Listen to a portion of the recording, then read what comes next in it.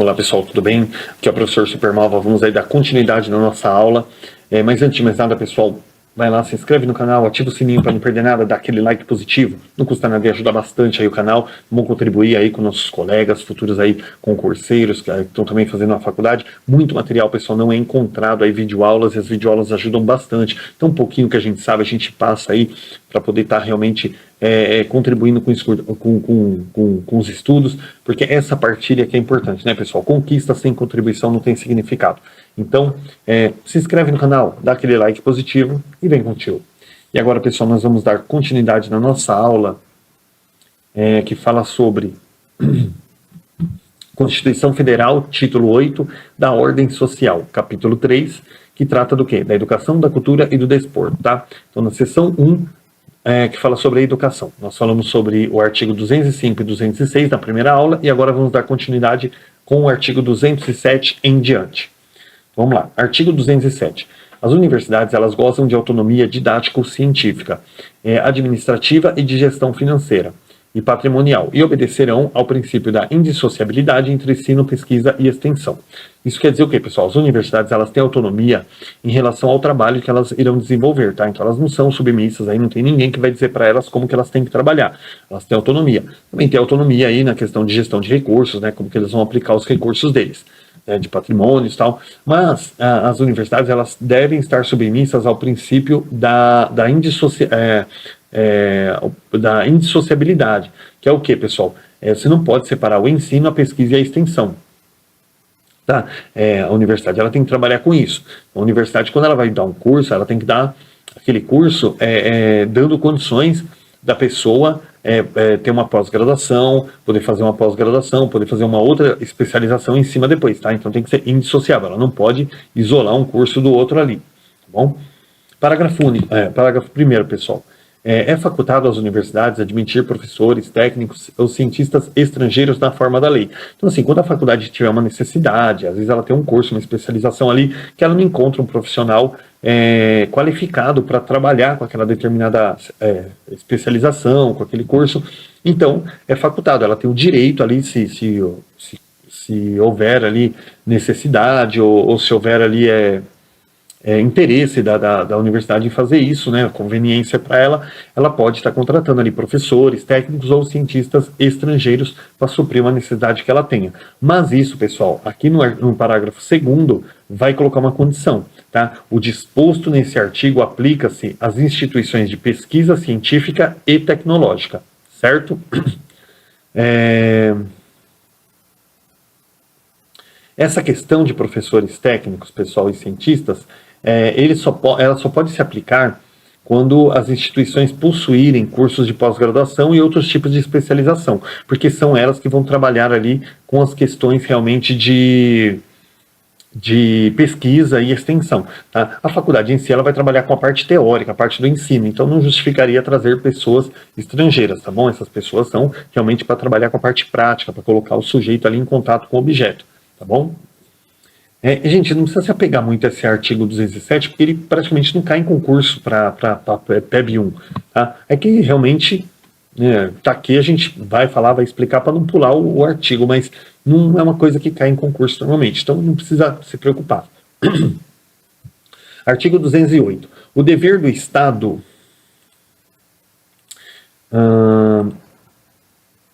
O dever do Estado com a educação será efetivado mediante a garantia de... Então, pessoal, para ter a efetivação aí do dever do Estado, precisa ter algumas garantias, pessoal. Quais são essas garantias? Tá? Primeiro, pessoal, educação básica obrigatória e gratuita dos 4 aos 17 anos, tá? Que constitui aí a educação básica lá, né? Os 4 aos 17 anos de idade. Assegurada, inclusive, a sua oferta gratuita para todos os que nela não tiveram acesso na idade própria, que seria a EJA. Então, a educação básica, obrigatória de 4 a 17 anos, tá? Precisa ser garantida, inclusive a EJA, né? Para as pessoas que não tiveram acesso ali na idade correta. Segundo, pessoal, progressiva universalização do ensino médio, pessoal. Do ensino médio gratuito, né? Então, assim, pessoal, garantir ali essa progressão do ensino médio, tá? Para que a criança, só para que o jovem realmente possa estar progredindo e concluindo os seus estudos, tá bom? Atendimento terceiro, pessoal, atendimento educacional especializado aos portadores de deficiência, preferencialmente na rede regular de ensino. Pessoal, o professor Davi, no vídeo dele, ele deu essa dica aí, eu gostaria, inclusive, de falar aqui para não parecer que eu estou copiando dele, pelo contrário, né, uma grande homenagem aí a um grande professor maravilhoso. Ele coloca muito claro aqui também, existe uma falhazinha aqui, como a Constituição ela é bem antiga, está faltando uma coisinha aqui, tá? Quando a gente fala de atendimento educacional especializado, portadores de deficiência, transtornos globais de desenvolvimento e superdotação, tá? Aqui só fala da deficiência, mas hoje tem que colocar deficiência, transtornos globais de desenvolvimento e superdotação, tá? E ou, né, superdotação, preferencialmente na rede regular de ensino. Então, assim, todo aquele que tem a necessidade de uma educação, de um cuidado especial, tá? Ele tem o direito a esse atendimento educacional especializado, preferencialmente na rede regular de ensino, tá? Não vai ficar jogando ele em classes especiais aí sem necessidade. Quarto, pessoal, educação infantil em creche e pré-escola, as crianças até 5 anos de idade, tá? Precisa ter essa garantia também, tá? A criança tem direito à creche e à pré-escola até os 5 anos de idade. Aqui também, pessoal, é outra questão que está meio desatualizada. Por quê? Porque aqui, no caso, você tem que garantir ali a educação infantil na creche. Porque as crianças até 5 anos seria o quê? 4 e 5 anos de idade na pré-escola entra hoje na educação básica, tá? Que é o estágio 1 e estágio 2. Hoje é obrigatório, tá bom? Então, esse quarto aqui, na verdade, ele vai se referir hoje somente à creche, porque a pré-escola, hoje, ela é obrigatória, nem chama mais pré-escola, né? Hoje é estágio 1 e 2, que é a educação infantil. Então, isso hoje já é obrigatório, já entra lá na parte de cima, no terceiro item. Mas tudo bem, não deixa de estar certo aqui, tá? Garantir aí, tá? A educação infantil em creche e pré-escola até os 5 anos de idade. Lembrando que hoje, 4 e 5 anos já é obrigatório. A partir dos 4 anos já é obrigatório, tá? Quinto, pessoal. Acesso aos níveis mais elevados de ensino, da pesquisa e da criação artística, segundo a capacidade de um. Então, assim, pessoal, o Estado, o dever do Estado garantir ele a melhor educação. Não é aquela coisa assim, vamos dar uma educação para ele, já que é de graça mesmo. Não, não é de graça. A pessoa, ela paga imposto. E o imposto é revertido em forma de educação para ele, tá? Então, assim, pessoal, acesso aos níveis mais elevados de ensino, ou seja, o Estado tem o dever de garantir ali a melhor qualidade de ensino para o jovem na rede pública de ensino, tá? Seja ela estadual, municipal ou federal. Segundo a capacidade de cada um. Você também não pode obrigar a pessoa ali querer abrir a cabeça dela e enfiar um conteúdo. Segundo a capacidade de cada um. Esse segundo a capacidade também tem que ser revisto, viu, pessoal? Que a questão não é a capacidade, é o tempo de cada um. Capacidade todos têm, tá? Segundo o tempo de cada um.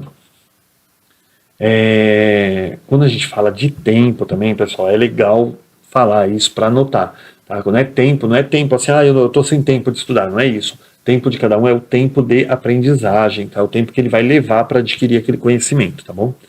Sexto, oferta e ensino noturno regular adequado às condições do aluno. Então, gente, tem que oferecer ali um ensino noturno regular, pessoal, tá? Não é só supletivo, EJA à noite, tá? Também tem que ter aquele ensino regular ali para os alunos que trabalham de dia, mas adequado às condições do educando. O que quer dizer isso? Pessoal, a pessoa trabalha ali e tal no comércio, o comércio fecha às 6 horas, né?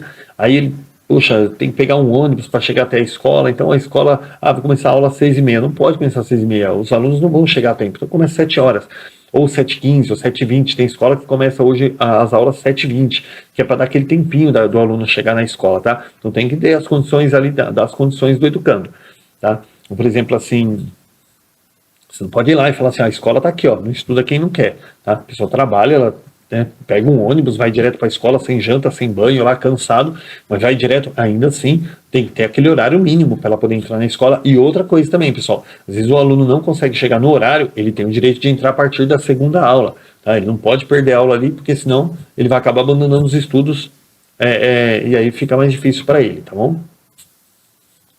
7, pessoal.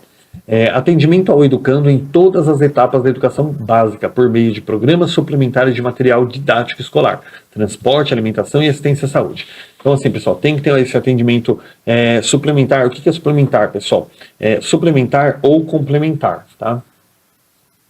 Que é o quê? que quando a criança, por exemplo, ela tem alguma dificuldade na sala de aula, ela não está progredindo, então você pode dar ali um apoio para ela, para que ela possa complementar aquilo que ela está faltando para ela, ou que pode ser melhorado em forma de programa suplementar. Você pode estar suplementando ou complementando ali alguma coisa que a criança está tendo dificuldade, que falta ela completar para ela adquirir o conhecimento necessário, tá? Através de material didático escolar, umas atividades extracurriculares, tá bom? Para ajudar o educando, não como forma obrigatória. Também garantir ali, pessoal, o transporte para a criança, que tá, no caso aqui em Guarulhos, né? Que mora a partir de 2 quilômetros da escola, tem direito ao transporte gratuito, a alimentação, pessoal, para criança na escola, que a gente já falou aí na outra aula, e assistência à saúde. Parágrafo 1º, pessoal. O acesso ao ensino obrigatório e gratuito é direito público subjetivo. Quando a gente fala subjetivo, quer dizer o quê, pessoal? É um direito garantido ao cidadão. Então, se esse direito não for cumprido, o cidadão tem se esse direito não for cumprido, o cidadão ele pode, né, procurar ali o Ministério Público para garantir ali que o seu direito seja cumprido, tá bom? Parágrafo 2. O não oferecimento do ensino obrigatório do poder público ou sua oferta regular importa a responsabilidade da autoridade competente. Então ali, secretário de Educação, prefeito ou governador, tá bom? Alguém ali que é competente ali, ele vai ter que responder por isso, tá? Porque que não está sendo garantido ali os direitos da criança na escola. Parágrafo 3º. Compete ao poder público recensear os educandos no ensino fundamental, fazer-lhes a chamada e zelar junto aos pais ou responsáveis pela frequência à escola. Então, pessoal, é uma obrigação ali, o poder público, é a obrigação do poder público estar atento ali à frequência da criança na escola, se a criança está frequentando, ou se ela está faltando bastante, ou se ela abandonou a escola, tá bom? Toda essa questão aí. Garantir também através da chamada, né, que é o controle do acesso a essa criança à escola e conversar com os pais aí quando necessário, o que está acontecendo, o que ela está faltando muito, tá bom? Porque a criança tem o direito à educação e isso precisa ser garantido. Artigo 209.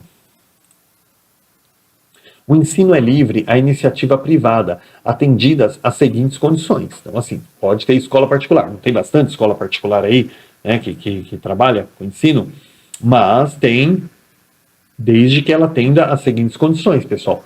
Primeiro, cumprimento das normas gerais da educação nacional. Ela não pode ir lá ensinar o que ela quer, tá? Tem uma educação nacional aí, e ela precisa seguir isso daí. Segundo, autorização e avaliação de qualidade pelo poder público. Então, a pessoa montou uma escola, tem que garantir o quê? Que o diretor da escola ele seja formado em pedagogia, ele tenha condições ali de exercer aquela profissão. Os professores, eles tenham formação, eles tenham um diploma para comprovar que eles realmente são formados, professores, para garantir a qualidade do ensino, tá bom? E eles vão ser fiscalizados pelo poder público, tá? Ah, mas a minha instituição é privada. Tudo bem. Você quer que ela seja reconhecida? Você quer que o seu aluno, quando ele sair dali com o diploma dele seja reconhecido numa universidade? Você precisa ser fiscalizado pelo poder público, andar bonitinho ali direitinho. Você monta uma escola clandestina lá, os pais vão pagar, depois chega na hora lá, o diploma não é reconhecido. Serão fixados, artigo 210. Serão fixados conteúdos mínimos para o ensino fundamental, de maneira a assegurar formação básica comum e respeito aos valores culturais e artísticos nacionais e regionais. Então, pessoal, hoje nós temos aí, olha só, tinha o artigo 210 aqui já na época da Constituição, que era o quê? Fixados conteúdos mínimos, né, para o ensino fundamental, de maneira a assegurar a formação básica do aluno, tá bom? Respeitando os valores culturais, artísticos, nacionais e regionais. E isso, hoje nós temos o quê? A BNCC, que é a base, eu ia falar Banco Nacional, meu Deus do céu.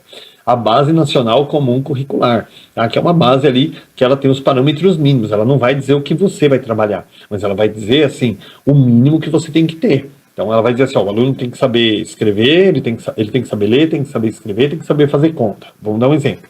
Como você vai fazer isso? Você tem toda a liberdade, mas esses conteúdos mínimos aqui ele tem que ter. Então,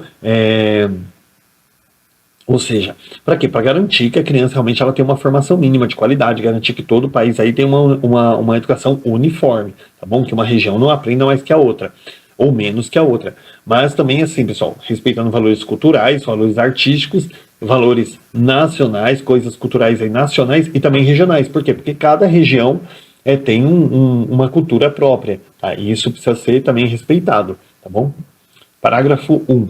O ensino religioso de matrícula facultativa constituirá a disciplina dos horários normais das escolas públicas de ensino fundamental. Então, o ensino religioso, pessoal, em primeiro lugar, ele é facultativo. Por quê? Porque às vezes tem aquela família, pertence a uma religião diferente ali, né, uma fé diferente, não quer que o filho participe. É um direito. Você não é obrigado a assistir. Segunda coisa, essa disciplina ela tem que ser aplicada nos horários normais das escolas públicas do ensino fundamental, tá bom? Então, assim, tem que ser dentro do horário de aula, não pode ser num horário à parte. Segundo parágrafo, o ensino fundamental regular será ministrado em língua portuguesa, assegurado às comunidades indígenas também a utilização de suas línguas maternas e processos próprios de aprendizagem. Pessoal, a nossa língua materna aqui no nosso país é a língua portuguesa, mas a língua materna do índio, ele tem a língua própria dele lá que ele fala. Então, assim, o índio vai também trabalhar ali, ter o ensino trabalhado na língua portuguesa. Mas também, pessoal, tem que ser assegurada para ele, nas comunidades indígenas, também a utilização de suas línguas maternas. Você não pode chegar lá e falar assim, não, é para falar em português, aqui não é para falar na sua língua tupi-guarani aí não.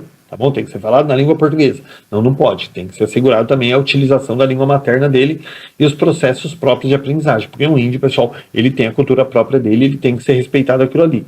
Outra coisa aqui que, ó, eu já mencionei aqui na primeira aula e vou fazer outra indicação aqui na segunda aula. Da Anne, pessoal, aquela série literária do início do século XX, chamada Anne de Green Gables, né, que gerou aí 9 livros. E 8 ou 9 livros, se eu não me engano. Não lembro ao certo. E, recentemente, foi feita aí 3 temporadas curtas aí de uma série, e tá no Netflix, inclusive, pessoal, eu indico bastante. E no Netflix tá escrito lá Anne com E, né? Anne with E. Então, vocês vão lá procurar A-N-N-E with E, né? Anne com E. E lá também trata isso. E tem uma parte lá, acho que na segunda ou na terceira temporada, que fala sobre a questão dos índios, né? Que eles queriam ali levar os índios para a escola, que eles queriam alfabetizar os índios, né? Porque os índios eram considerados selvagens e tal. Mas como que eles institucionalizaram isso? Levaram para a escola e estavam ensinando os índios ali a serem homens brancos, né? O índio não tinha mais aquela cultura, ele tinha que usar roupa, ele tinha que falar como homem branco, aprender a nossa cultura, e a cultura deles não era respeitada. Então essa série N é maravilhosa realmente aí, na parte pedagógica, inclusive, e aqui está dizendo assim, ó, assegurado às comunidades indígenas também o uso da sua língua materna e seus processos próprios de aprendizagem, tá? Adequados ali às suas realidades, tá? Você também não pode pedir para o índio coisas ali que, como falou, né? Seja pra gente aqui, seja uma coisa assim, não, é importante isso, mas para ele lá, ele tem a cultura dele. Então tem que ser respeitada a sua cultura, a sua realidade também. Artigo 11. A União, os Estados, o Distrito Federal e os municípios organizarão em regime de colaboração os seus sistemas de ensino, tá bom? Então, assim, União, Estado, Distrito Federal, municípios, tá? Eles vão ali, né, em regime de colaboração, ali eles vão organizar, né, os seus sistemas de ensino. A União organizará o sistema federal de ensino, parágrafo 1º, tá, pessoal? A União organizará o sistema federal de ensino e dos territórios, financiará as instituições de ensino públicas federais e exercerá, em matéria educacional, função redistributiva e suplitiva, de forma a garantir a equalização de oportunidades educacionais e padrão mínimo de qualidade de ensino, mediante assistência técnica e financeira dos estados, ao Distrito Federal e aos municípios. Muito comprido, né? Vamos ver aqui o que quer dizer? Vamos lá. Ou seja, pessoal, a União irá acompanhar o processo nacional, tá? Irá financiar instituições federais que são da União.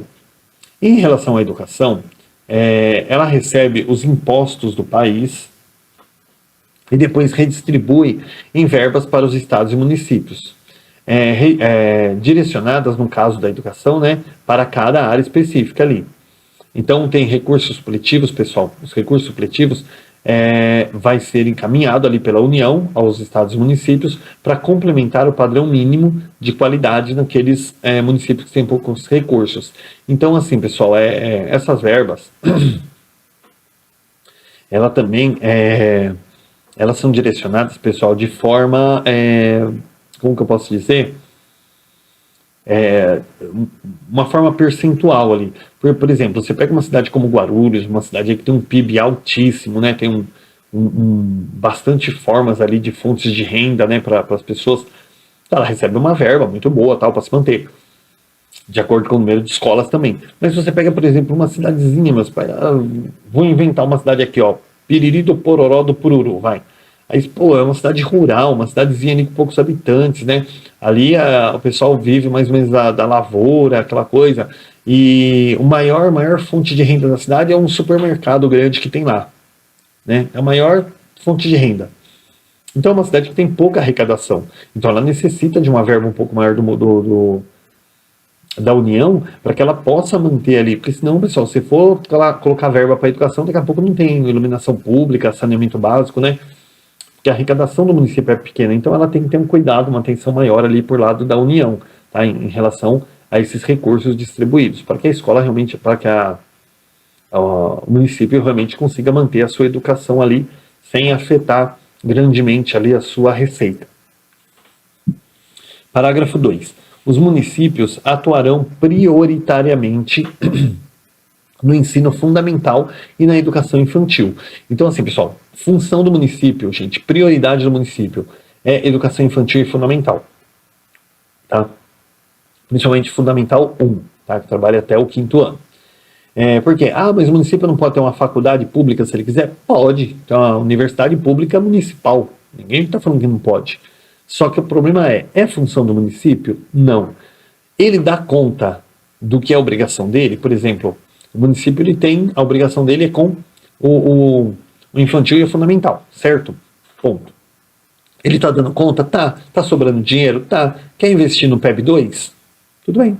Tá dando conta do PEB 2? Quer investir no ensino médio? Pode. Então, assim, vamos supor que tem, imagina, isso é uma utopia, mas supondo que você tem um município ali, gente, que sobra dinheiro até para morrer. O município atende nas escolas aí a educação infantil, fundamental, a creche, consegue trabalhar com o ensino médio. Então, tá sobrando dinheiro, meu. Vamos montar uma universidade? Pode montar, mas acontece o quê? Tudo vai dar prioridade. A prioridade você pega aqui em Guarulhos, por exemplo, eu acredito que hoje está passando de 150 escolas aqui municipais. As estaduais, então, se contar, né, passa aí, acho que chegam umas 500 escolas, né? Mas assim, estou falando municipais. Municipais, nós temos aí cerca de 500 escolas, mais ou menos. 150 escolas, mais ou menos. As municipais. Não dá conta da demanda que tem. Nasce mais criança do que cenoura aqui em Guarulhos, né? Mais do que cenoura na roça. Então, assim, não dá conta. Se não dá conta, como é que a educação de Guarulhos vai falar assim, vou trabalhar com PEB 2 agora, vou trabalhar com com 6º a 9º ano, ou vou trabalhar com ensino médio? Como que a prefeitura vai assumir uma responsabilidade dessa, uma vez que ela não está dando conta nem daquilo que é a obrigação dela? E a obrigação do município, prioritariamente, é o fundamental e o infantil, tá? Então, o município tem que focar nisso. Depois, se tiver ali condições ali de ir estendendo gradativamente, também não pode montar uma universidade se ele não atende o ensino médio, o ensino PEB 2, né? É legal você trabalhando ali de forma gradual. Mas ele não pode assumir um outro compromisso se ele não está dando conta nem daquilo que é a prioridade dele, tá bom? Parágrafo 3º. Os estados e o Distrito Federal atuarão prioritariamente no ensino fundamental e médio. Então, quando você fala ali da rede estadual de ensino, a rede estadual de ensino é prioritariamente ensino fundamental e médio. Pode ter educação infantil no estado? Pode. Mas a prioridade dele é o quê? Fundamental e ensino médio, tá? Que seria o Fund 2 e o médio. Tem até o Fund 1 bastante aí no estado, na rede estadual. Agora, infantil para trabalhar, primeiro, vamos garantir o ensino fundamental e médio. Tá? Se você conseguir atender toda a sua demanda e sobrar dinheiro, sala de aula, sobrar escola, você pode até fazer uma educação infantil. Tá? O que não tem interesse nenhum por parte dos governadores. Né? Você acha que os caras querem investir em educação? Os caras querem investir no bolso deles. Mas vamos lá, vamos tocar aqui o barco aqui. Na organização de seus sistemas de ensino, a União, os estados, Distrito Federal e municípios definirão formas de colaboração de modo a assegurar a universalização do ensino obrigatório. Tá? Então, o que é essa colaboração? Tá? É justamente essa divisão, tá, pessoal? Você colocar por partes ali, ó, o município ele vai cuidar como prioridade ele vai cuidar da parte do infantil e do fundamental. O Estado vai do fundamental e do médio. E a União, a prioridade dela são as universidades. Pode um ou outro atender outra categoria? Pode, desde que você dê conta daquilo que foi reservado para você. Tá? Então, tem aquela coisa assim. Eu costumo dizer, por exemplo, o Rogério Ceni, né? Eu sou São Paulino. Na verdade, o Rogério Ceni meio que fez eu deixar de ser São Paulino, né? Porque mais atrapalhou o São Paulo no fim da carreira do que ajudou. Aí você fala assim, mas o Rogério Ceni era um goleiro maravilhoso, porque olha, ele fez, não sei, mais de 100 gols de falta e gols de pênalti e ajudou muito o São Paulo. Ótimo, muito bom, era um goleiro versátil. Só que como goleiro, pessoal, tinha goleiros muito melhores do que ele. Então não é porque assim, eu falo assim, porque eu torço pro São Paulo, eu tenho que falar bem do Rogério Ceni. Gente, ele era um bom goleiro? Era um bom goleiro, mas dizer que ele era que não tinha pessoas melhores, tinha pessoas bem melhores que o Rogério Ceni, que poderia ter feito a diferença. Ele poderia jogar na linha, mas não, ele queria fazer os dois, ele queria assobiar e chupacana. Ele pode ir lá fazer gol de falta, bater falta, bater pênalti? Não tem problema nenhum. Só que primeiro ele precisa dar conta do trabalho dele, né? E agora, não vou dizer assim que tem... Vou dar um exemplo. Teve uma situação que ele foi lá bater uma falta e o goleiro pegou e já jogou pro time, tomou um contra-ataque, ele tomou um gol porque ele não chegou no gol a tempo. Eu não sei se chegou a ter esse tipo de situação. Eu acho que não. Mas a questão é, pessoal, como goleiro, ele não era um dos melhores. Então, assim, ele precisava garantir. Se ele tivesse focado naquilo que ele escolheu, porque ele já tinha jogado na linha, certo? Então, ele largou ele largou o campo para ir pro gol. Então, se ele deixou de ser jogador, ele escolheu deixar de ser jogador para ser goleiro, é porque ele queria ser goleiro. Então, ele deveria se focar em ser goleiro. Então, a partir do momento que você tem um goleiro que está mais preocupado em fazer gol, né, se aparecer lá, então jogasse na linha. Então, assim, mas ele dava conta, porque ele salvou muitas vezes São Paulo. Tá bom, se ele dava conta, então vamos partir para o outro lado. Vamos colocar, então, outra situação. O Rogério Ceni batia batia falta, batia pênalti, mas ele dava conta de fazer o trabalho dele como goleiro. Ponto. Né? Teve situações também que o Rogério Ceni aí, no mesmo jogo, ele conseguiu agarrar pênalti e fazer gol de falta ainda. Né? Ou seja, ele ainda, além de agarrar gol, ele ainda fez gol. Né? Agarrar a bola, ele ainda fez gol. Então ele tanto defendeu quanto atacou. Então também, para não dizer que eu estou falando tão mal do Rogério Ceni, vamos aí dar um pontinho positivo para ele também. Ele dava conta? Ele dava conta. Ele podia ser um goleiro melhor se ele se preocupasse mais com o gol. Mas ele dava conta de agarrar e de fazer gol? Então é um direito dele, desde que a função primordial dele ali, a função premissa dele, ele consiga cumprir. Tá? Ele não pode ficar abandonando o gol lá para fazer gol e tomando gol depois nos contra-ataques. Tudo bem? Então vamos usar o exemplo pro bem, pro mal, mas também vamos usar o exemplo pro bem.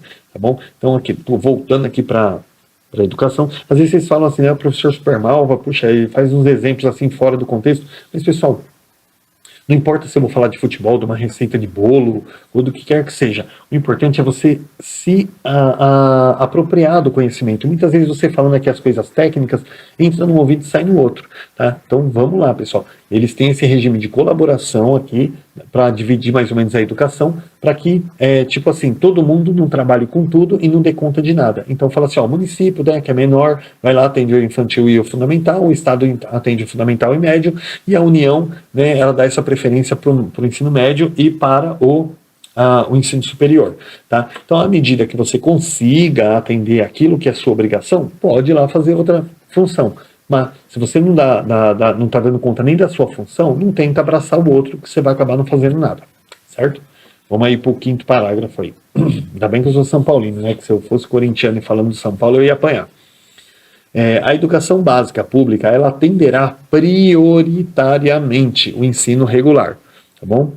Então, assim, pessoal, a prioridade da educação básica pública é o ensino regular, não é a EJA. Só vai atender a EJA se tiver condições. Entra na mesma condição lá de cima. Tá? Prioridade da educação básica pública é o ensino regular. A partir do momento que você deu conta do ensino regular, você pode pôr a EJA. Você não pode ir lá abrir uma sala de EJA à tarde se a tua escola não está dando conta nem do ensino regular. Certo? Então, os cursos supletivos, EJA, outras formas diferenciadas de ofertas, elas podem ser realizadas aí, desde que a educação regular esteja sendo plenamente atendida. Vamos ver se dá para falar do artigo 212. Ixi, pessoal, está com 30 minutos já.